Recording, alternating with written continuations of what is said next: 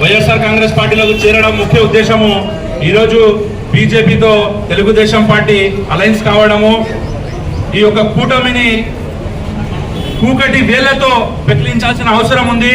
ఎందుకంటే ఇది ప్రజాస్వామ్య విలువలకు, రాజ్యాంగ విలువలకు మరియు మానవత్వానికి మాయని మచ్చ బీజేపీ పార్టీ. అటువంటి పార్టీతో ఈరోజు తెలుగుదేశం పార్టీ జత కట్టడము చాలా మాకు బాధ కలిగించింది.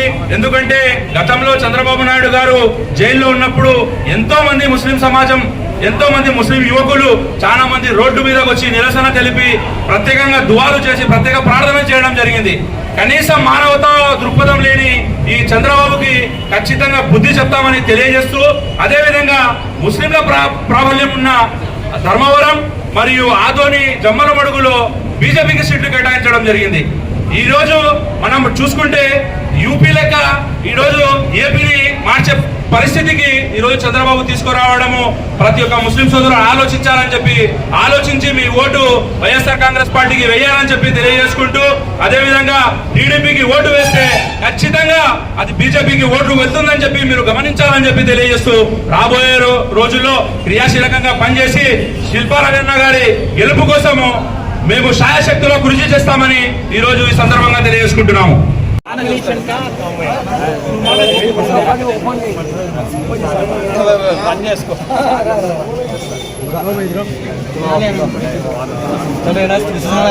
వైఎస్ఆర్ కాంగ్రెస్ పార్టీ రోజు రోజుకి బలోపేతం అవుతుందని చెప్పడానికి ఈ జాయినింగ్సే ఒక ఉదాహరణగా మనం చెప్పొచ్చు. మరి ఈరోజు కూడా తెలుగుదేశం పార్టీ కోసం ఎంతో కష్టపడి అకుంఠ దీక్షతోటి వీళ్ళందరినీ కూడా ఎప్పుడు ధర్నాలు కావాలన్నా, ఎప్పుడు దీక్షలు కావాలన్నా, లేకపోతే ఎవరైనా అరెస్ట్ అవుతే రోడ్ల మీద ధర్నాలు చేయాలంటే వీళ్ళని వాడుకొని రోడ్ల మీద వీళ్ళని ముందు పెట్టి వాళ్ళందరూ కూడా వెనకలుండి ఈనాటి వరకు పోరాటాలు చేశామని చెప్పుకున్నటువంటి పెద్దలు ఈరోజు వాళ్ళు చేసినటువంటి మోసాన్ని పసిగట్టి మమ్మల్ని మోసం చేస్తున్నారు, మాకు న్యాయం జరగదు తెలుగుదేశం పార్టీలో అని చెప్పి నమ్మి ఈరోజు మన వైఎస్ఆర్ కాంగ్రెస్ పార్టీలోకి రావడం నిజంగా చాలా చాలా సంతోషకరం. ఎందుకంటే ఈరోజు ఒక ముసుగు తొడుక్కొని ప్రజలని వాళ్ళ అవసరాలకు తగ్గట్టుగా ఒక్కొక్క చోట ఒక్కొక్క రకంగా ఈరోజు ఆ కూటమి సభ్యులు ప్రవర్తిస్తున్న తీరు మీరు చూస్తున్నారు. తెలుగుదేశం పార్టీ నుంచే మనుషుల్ని పంపిస్తారు, వాళ్ళనే బీజేపీ నుంచి పోటీ చేపిస్తారు. లేకపోతే తెలుగుదేశం పార్టీ నుంచే మనుషుల్ని పంపించి జనసేన పార్టీ నుంచి పోటీ చేపిస్తారు. లేకపోతే అవసరం ఉన్న చోట 3 పార్టీల సింబల్లు కనపడతాయి. లేకపోతే కొన్ని చోట్ల నంద్యాల లాంటి చోట్ల 3 పార్టీలు కాదు, కేవలం 2 పార్టీలే పొత్తులో ఉన్నట్టుగా వాళ్ళు ప్రచురించుకుంటారు. మొన్నటికి మొన్న జనసేన పార్టీ నుంచి కూడా చాలా మంది సభ్యులందరూ కూడా పార్టీని వదిలేసి రావడం జరిగింది.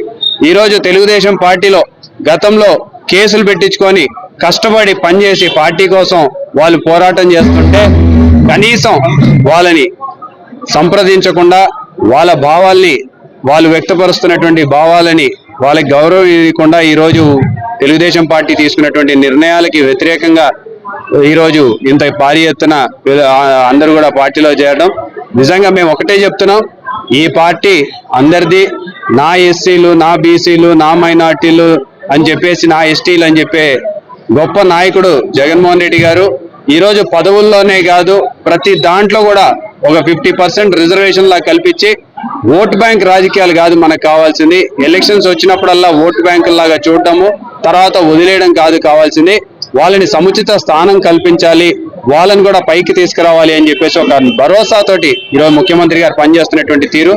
మరి గతంలో మీరు గమనించారు, ఇదే నంద్యాలలో ఇదే తెలుగుదేశం నాయకులు ఇదే పిల్లల్ని అందరినీ కూడా ముందు పెట్టుకొని యువకులు అందరినీ కూడా రెచ్చగొట్టి రోడ్ల మీద ధర్నాలు చేపించి వైఎస్ఆర్సీపీకి వ్యతిరేకంగా ధర్నాలు చేపించి నినాదాలు చేపించి ఎంత భారీ ఎత్తున వీళ్ళకి అభద్రతా భావాన్ని కల్పించారో, ఆ రోజు ఎంత భయపెట్టారో మీ అందరికి కూడా తెలుసు. మరి ఇదే పెద్ద మనుషులు ఈరోజు అదే ముసుగు తొడుక్కొని అదే బీజేపీతో ఏదైతే వ్యతిరేకం అని చెప్పేసి ఆ రోజు మాట్లాడినారో ఈరోజు అదే పార్టీ తోటి పొత్తు పెట్టుకొని అదే పార్టీ నాయకులందరినీ కూడా కలుపుకొని ముందుకెళ్తూ ఉంటే అసలు ఏ రకంగా అసలు ఏం మెసేజ్ ఇవ్వాలనుకుంటున్నారు అనేది కూడా ఒకసారి స్పష్టం చేయాల్సిన అవసరం ఉంది. మరి నంద్యాల అనేది ఒక కుటుంబం, దీంట్లో ప్రతి ఒక్కరం కూడా అన్న తమ్ముళ్ళ మాదిరి సోదర భావంతో మెలగాల్సిన పరిస్థితి, ఆ వాతావరణాన్ని నంద్యాలలో మనం సృష్టించాం. వైఎస్ఆర్ కాంగ్రెస్ పార్టీ ఉన్నన్నాళ్ళు మేమున్నన్నాళ్ళు అదే సోదర భావాన్ని నంద్యాలలో కొనసాగుతుందని చెప్పేసి కూడా తెలియజేసుకుంటూ భవిష్యత్తులో కూడా మా ఇంటి తలుపులు ఎప్పుడు తెరిచే ఉంటాయి. ఏ సమస్య ఉన్నా సరే మీ సమస్య మా సమస్యలాగా భావించి మీ అందరికీ అండగా నిలుస్తామని చెప్పేసి కూడా తెలియజేసుకుంటూ సెలవు తీసుకుంటాం.